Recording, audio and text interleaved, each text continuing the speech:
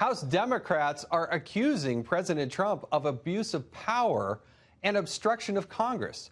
But isn't that exactly what Nancy Pelosi is doing by refusing to send impeachment articles to the United States Senate? Democrats from the start have been saying this had to be done immediately.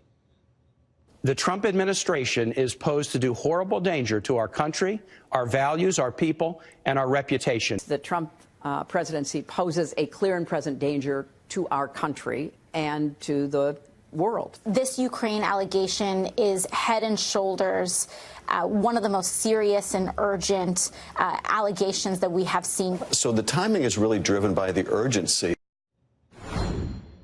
Joining me now is Tom Fitton, the president of Judicial Watch, along with John Eastman, Claremont Institute senior fellow and constitutional scholar.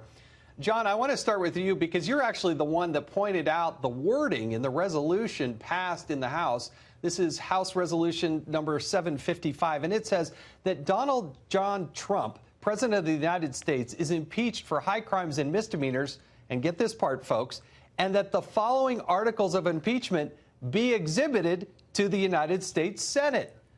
Now, John, doesn't that mean exactly what it says? The Democrats wrote these articles. They are solely the ones that passed them, and now they're not actually abiding by them, correct? Well, that's right. And Nancy Pelosi seems to think that because if she were to have another vote that says don't send them over to the Senate, she would probably get a majority on that as well, that we don't actually have to have that vote. We can just deem it as having been accomplished, like they tried to pull back with the Obamacare legislation nearly a decade ago. No, the House of Representatives operates by majority vote as a body. No individual member of the House of Representatives has any power different than other members, even the Speaker. And when they pass a resolution that says it shall be exhibited to the Senate, that's the law. There's no further action necessary. And now we're in uncharted territories, but quite frankly, if I were Senator McConnell, I would say it's exhibited to the Senate. I've read it in the congressional record. We're going to take it up next week. I don't know if they can actually do that, but I do find it interesting, Tom, that here they have a chance, and Tom's joining me on set here in Washington. They write these articles, they pass them themselves. What's your take on it? Well, they don't want to lose in the Senate. They're trying to put off the loss. Even a trial that's abbreviated or a trial that has witnesses, they're still going to lose, and they don't want that to happen. And they're obviously seeing a new opportunity. Well, maybe they can play the game through the election and have perpetual impeachment of the president. And the problem is the Constitution. And the president has civil rights. That always gets in the way, right? There's the rule of law. That little pesky thing called the Constitution.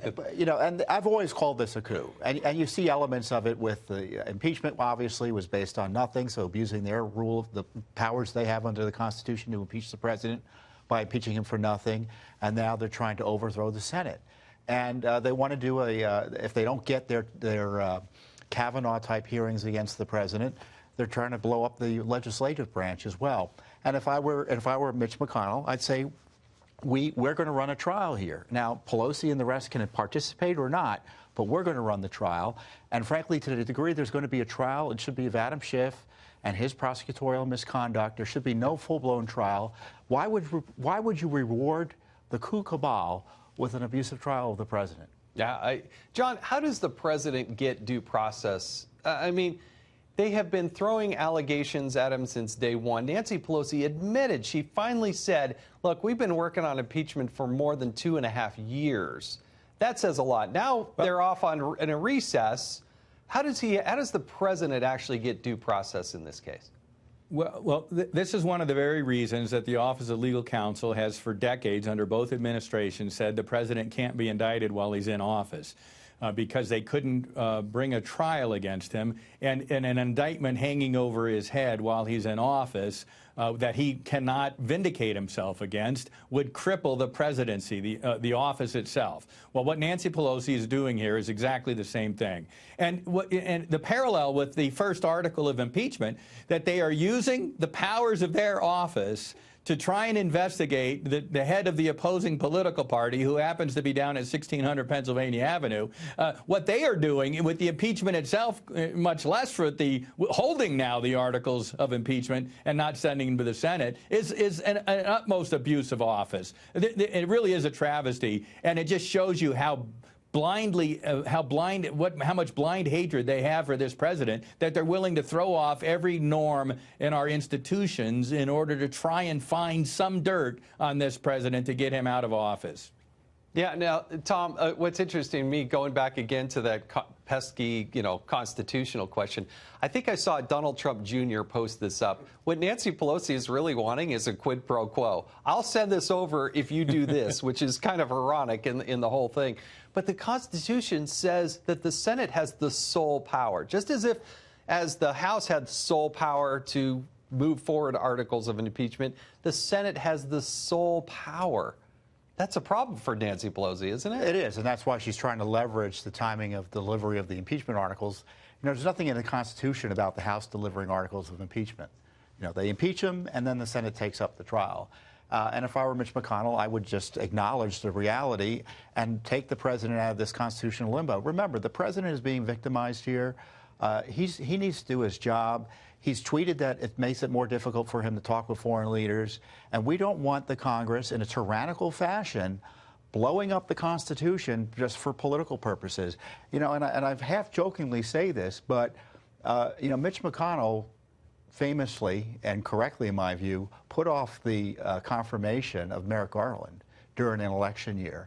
And I think the Senate should think about putting off any impeachment trial of the president or summarily dismissing it because we're not doing it in an election year. No, that would be an interesting take on it. Now, John, real quickly, we've only got a few seconds left, but there is some talk that the Democrats would actually delay this until after the election and then want to bring up these same articles again in between that time of the election in November and when a new president or the re-election of Donald Trump happens. Can they do that? So the right to have counsel present at your hearings, the right to confront witnesses against you, and now we'll throw in the double jeopardy clause in our Sherman-esque blow through the constitutional norms of criminal procedure. Look, it's not just this president who is being victimized here. It's the office of the president itself that is being undermined, and to great detriment on our ability to conduct government both home and abroad. Well, look. But the Democrats have demonstrated in full force that they're really not interested in getting much done. Tom, I'll give you the last 20 seconds here.